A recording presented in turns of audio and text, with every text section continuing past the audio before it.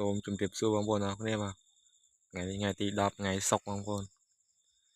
ខែមេសាឆ្នាំ2026នេះមកមើលកូនអឡុកដីយើងបងប្អូនដាក់មកគូបងប្អូនហើយ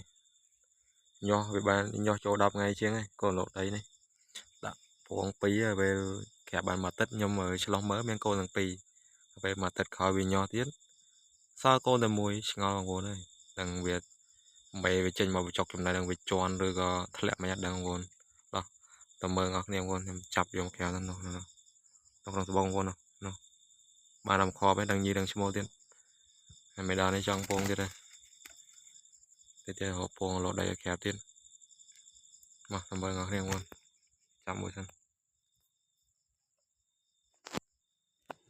យ៉ាងងឹតទៀតបងប្អូននេះម៉ោង7:09នេះ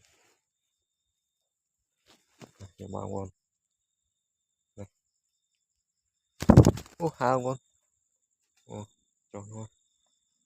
ចាំមួយសិនដល់ក៏ក្លែកដល់ហើយខ្ញុំ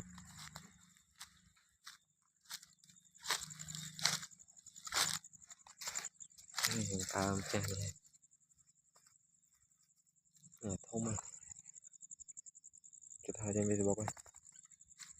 យមកខ្វល់បាំងគេ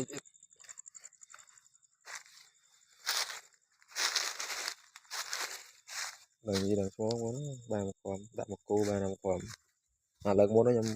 ដាក់ពងមកគូយ៉ាងណាហៅជាមុននឹងមួយខែ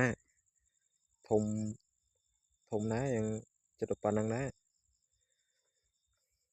កដោស៊ីអស់លេងបងប្អូនស្ដាយលើកមុនដល់ដាក់ម្ដងទៀតបានកូនតូលវិញចាប់អត់ហើយយកដាក់ស្បុកវិញបងប្អូនបាទអរគុណជម្រាបលាជួបในវីដេអូក្រោយទៀត